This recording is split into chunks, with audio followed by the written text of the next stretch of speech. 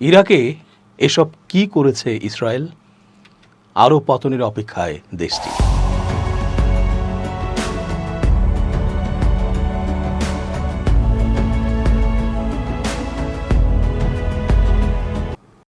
আসসালামু আলাইকুম প্রিয় দর্শক, কেমন আছেন?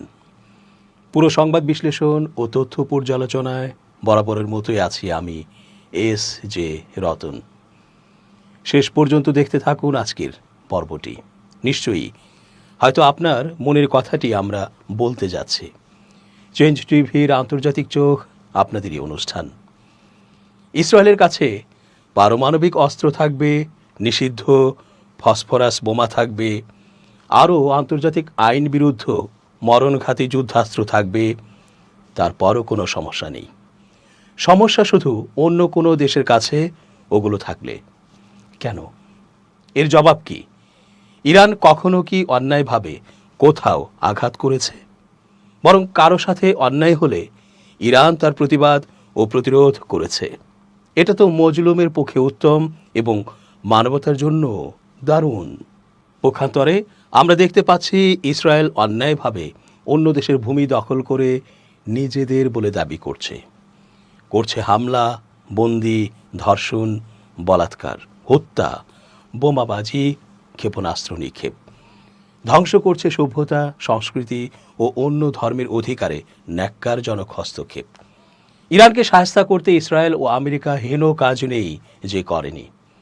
তারা ইরানের চারপাশে থাকা তাদের মিত্র দেশগুলোকে ঘাপটি মেরে জায়গা করে নিয়ে ইরানকে পর্যুদস্ত করার চেষ্টা করছে। সম্প্রতি এমনই এক সংবাদ প্রকাশ্যে এসেছে। ইরাকে যা করেছে তারা তা চোখ ছানাবড়া করে দেয় সবার। তবে ইরান বলছে ইসরায়েলের এই সকল কর্মকাণ্ড তাকে আরও অধঃপতনের দিকে নিয়ে যাবে। ইরাকি ভূমিতে গোপন ঘাঁটি তৈরি করেছিল ইসরায়েলের সামরিক বাহিনী। গোপন এই ঘাঁটি ব্যবহার করে ইরানের বিরুদ্ধে যুদ্ধ পরিচালনা করছিল দখলদার দেশটি।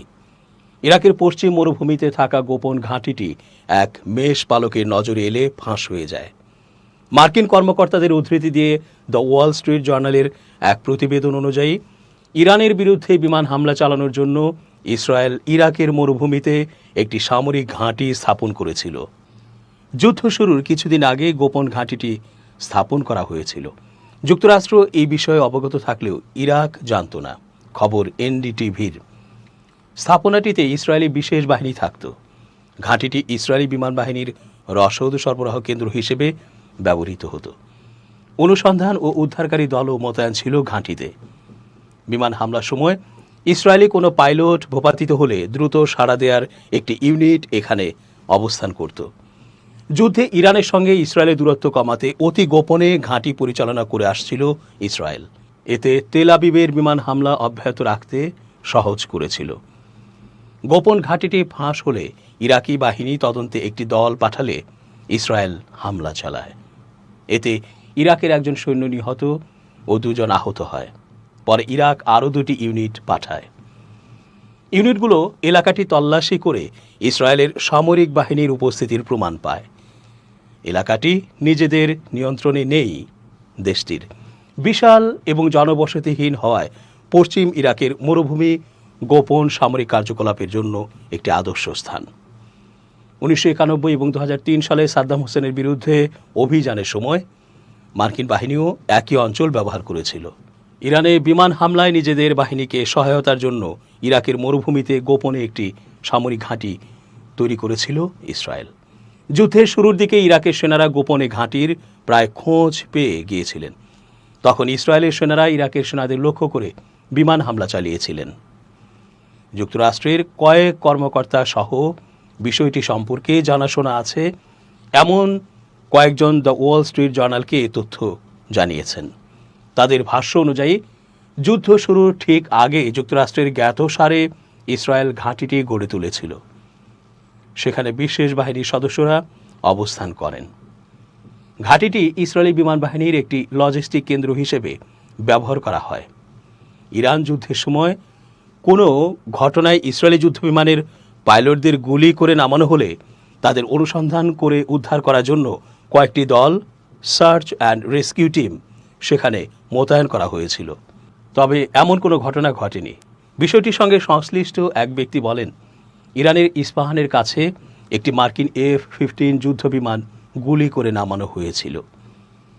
ইসরায়েল তখন যুক্তরাষ্ট্রকে সাহায্যের প্রস্তাব দিয়েছিল, কিন্তু শেষ পর্যন্ত মার্কিন বাহিনী যুদ্ধবিমানটির 2 জন পাইলটকে উদ্ধার করতে সক্ষম হয়েছিল।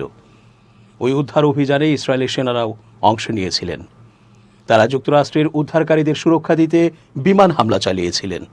ইরাকের অনুসন্ধান অভিযান, জানা গেছে মার্চ মাসের শুরুর দিকে ইরাক এই ঘাঁটির প্রায় খোঁজ পেয়ে গিয়েছিল। দেশটির রাষ্ট্রীয় সংবাদ মাধ্যম জানায়, স্থানীয় এক রাখাল ওই এলাকায় হেলিকপ্টার সহ অস্বাভাবিক সামরিক তৎপরতা দেখতে পান। তার খবরের সূত্র ধরে ইরাকের সেনাবাহিনী সেখানে অনুসন্ধানে যায়।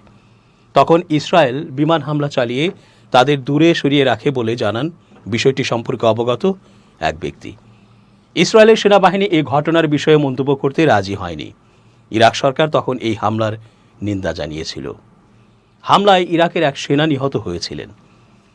ইসরায়েলের ওই হামলা প্রসঙ্গে ইরাকের সামরিক বাহিনীর জয়েন্ট অপারেশনস কমান্ডের কেন্দ্রীয় নিরাপত্তা সংস্থার ডেপুটি কমান্ডার লেফটেন্যান্ট জেনারেল কাইস আল মোহাম্মদাউই ইরাকি রাষ্ট্রীয় সংবাদ মাধ্যমকে বলেন, এই বেপরোয়া অভিযানটি অর্থাৎ বাগদাদের সঙ্গে কোনো ধরনের সমন্বয় বা অনুমোদন ছাড়াই চালানো হয়েছে। পরে মার্চ মাসে জাতিসংঘে আনুষ্ঠানিকভাবে অভিযোগ জানিয়েছিল ইরাক। এতে বলা হয়েছিল ওই হামলায় বিদেশি বাহিনী জড়িত ছিল এবং বিমান হামলা চালানো হয়েছিল। এই ঘটনার জন্য যুক্তরাষ্ট্র দায়ী। তবে বিষয়টি সম্পর্কে জানাশোনা আছে এমন এক ব্যক্তি জানান, ওই হামলায় যুক্তরাষ্ট্র জড়িত ছিল না। এই সংঘর্ষ নিয়ে ইরাক ও আরব গণমাধ্যমে ব্যাপকভাবে প্রতিবেদন প্রকাশিত হয়। হামলায় কারা অংশ নিয়েছিল তাদের পরিচয় নিয়ে নানা জল্পনা তৈরি হয়। যেভাবে অভিযানে নামে ইরাকি বাহিনী, রাখালের কাছ থেকে প্রাথমিক তথ্য পাওয়ার পর ইরাকি সেনারা উচ্চ ক্ষমতা সম্পন্ন ও বহুমুখী অভিযানে ব্যবহারযোগ্য সামরিক যান হামভি নিয়ে ভোরের দিকে ওই এলাকায় রওনা দেন। ইরাকি ডেপুটি কমান্ডার লেফটেন্যান্ট জেনারেল কাইস আল মোহাম্মদাউইর ভাষ্য অনুযায়ী পথে তারা প্রচণ্ড গুলি বর্ষণের মুখে পড়েন। এই ঘটনায় এক সেনা প্রাণ হারান, 2 জন আহত হন। প্রথম দলটি আক্রান্ত হওয়ার পর ইরাকের সংশ্লিষ্ট কর্তৃপক্ষ নিজেদের কাউন্টার টেররিজম সার্ভিসের আরও 2টি ইউনিট সেখানে পাঠায়। এসব ইউনিট জঙ্গি গোষ্ঠী ইসলামিক স্টেটের অর্থাৎ আইএসের বিরুদ্ধে যুদ্ধে গুরুত্বপূর্ণ ভূমিকা রেখেছিল। অনুসন্ধানে তারা সেখানে সামরিক বাহিনীর উপস্থিতির প্রমাণ পায়। মোহাম্মদাউই ইরাকের রাষ্ট্রীয় সংবাদ মাধ্যমকে বলেন, হামলার আগেই ওই এলাকায় একটি নির্দিষ্ট বাহিনী অবস্থান করছিল বলে ধারণা করা হচ্ছে। বিমান বাহিনী তাদের সহায়তা করছিল। ওই বিমান বাহিনীর শক্তি আমাদের ইউনিটগুলোর সামর্থ্যের বাইরে ছিল। ওই ঘটনার বিষয়ে জানতে দ্য ওয়াল স্ট্রিট জার্নালের পক্ষ থেকে ইরাক সরকারের একজন মুখপাত্রের সঙ্গে যোগাযোগ করা হয়েছিল, কিন্তু তিনি এই ঘটনা নিয়ে মন্তব্য করতে এবং তারা ওই ইসরায়েলি ঘাঁটির বিষয়ে জানত কিনা তা নিয়ে কথা বলতে রাজি হননি। ইরাকে থাকা নিজেদের ঘাঁটি ও অন্যান্য সম্পদ রক্ষায় যুক্তরাষ্ট্র মাঝে মধ্যে হামলা চালিয়েছিল। ইরান যুদ্ধ শুরুর পর তারা ইরাকের বিভিন্ন লক্ষ্যবস্তুতে একাধিকবার হামলা চালিয়েছে। ঝুঁকি নিয়েছিল ইসরায়েল। ইরানের মতো প্রায় 1000 মাইল দূরের একটি শত্রু দেশের বিরুদ্ধে আকাশ পথে লড়াই করা সহজ কথা নয়। ইসরায়েল এটি কিভাবে সম্ভব করেছিল তা বুঝতে হলে তাদের এই গোপন ঘাঁটির বিস্তারিত জানা প্রয়োজন। এই ঘাঁটিটি তৈরি করতে এবং একে শত্রুর হাত থেকে বাঁচাতে ইসরায়েল অনেক বড় বড় ঝুঁকি নিয়েছিল। ইরাকের এই ঘাঁটি ইসরায়েলকে যুদ্ধক্ষেত্রের আরও কাছে পৌঁছাতে সহায়তা করেছিল। বিষয়ে সংশ্লিষ্ট কয়েক ব্যক্তি জানান, প্রয়োজন হলে জরুরি উদ্ধার অভিযানে দ্রুত সাড়া দেওয়ার জন্য ইসরায়েল সেখানে সার্চ অ্যান্ড রেস্কিউ টিম মোতায়েন করেছিল। শত্রু ভূখণ্ডে কমান্ডো অভিযান চালাতে প্রশিক্ষিত ইসরায়েলি বিমান বাহিনীর বিশেষ বাহিনীর সদস্যরাও ওই ঘাঁটিতে উপস্থিত ছিলেন বলে জানান একজন ব্যক্তি। 5 সপ্তাহের যুদ্ধে ইসরায়েলের বিমান বাহিনী ইরানের লক্ষ্যবস্তুতে কয়েক হাজার হামলা চালিয়েছে। যুক্তরাষ্ট্র প্রায় অস্থায়ী ঘাঁটি করে। নিরাপত্তা বিশেষজ্ঞরা জানান, মার্কিন বাহিনী কোনো অঞ্চলে সামরিক অভিযানের আগে প্রায় সময় অস্থায়ী ঘাঁটি তৈরি করে। এপ্রিলের শুরুর দিকে ইরানে একটি মার্কিন বিমান বিধ্বস্ত হয়েছিল। এরপর নিজেদের বিমান বাহিনীর 2 সেনাকে উদ্ধার করতে বিশেষ অভিযান শুরু করেছিল যুক্তরাষ্ট্র। তখন ইরানের ভেতরেও একটি অস্থায়ী অগ্রবর্তী আভিযানিক ঘাঁটি অর্থাৎ ফ্রন্ট অপারেটিং বেস তৈরি করা হয়েছিল।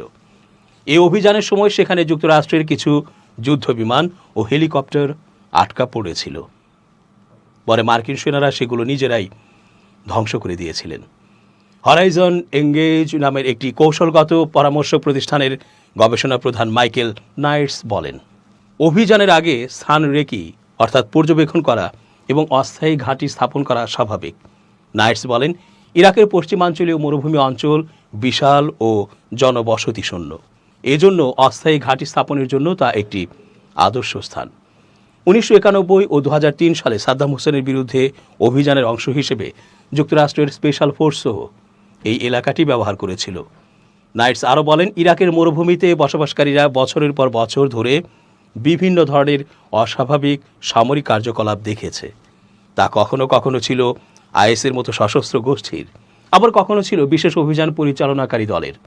ফলে সেখানকার বাসিন্দাদের মধ্যে এসব এলাকা থেকে দূরে থাকার অভ্যেস তৈরি হয়েছে। হরাইজন এঙ্গেজের এই গবেষণা প্রধান বলেন, স্থানীয় লোকজন তাকে জানিয়েছিলেন চলমান যুদ্ধের সময় ওই এলাকায় হেলিকপ্টারের অস্বাভাবিক তৎপরতা দেখেছেন তারা। ইসরায়েলের কর্মকর্তারাও ইরানের বিরুদ্ধে যুদ্ধ চলাকালে গোপন অভিযানের ইঙ্গিত দিয়েছেন। মার্চের শুরুতে ইসরায়েলের বিমান বাহিনীর প্রধান তোমের বার তার বাহিনীর সদস্যদের উদ্দেশ্যে একটি চিঠি লেখেন। মে মাসের শুরুর দিকে বিমান বাহিনীর প্রধান হিসেবে তার দায়িত্ব শেষ হয়েছে। তোমের বার ওই চিঠিতে লিখেছিলেন, সম্প্রতি বিমান বাহিনীর বিশেষ ইউনিটের যোদ্ধারা এমন কিছু বিশেষ মিশন পরিচালনা করছেন যা কল্পনাকেও হার মানাতে পারে। দর্শক, শেষ করছি আজকের মতো। এতক্ষণ ধৈর্য ধরে পুরো আয়োজনে থাকার জন্য অনেক ধন্যবাদ। শুভকামনা অহর্নিশ। changeTV.press, এক ফোঁটা হলুদও নেই।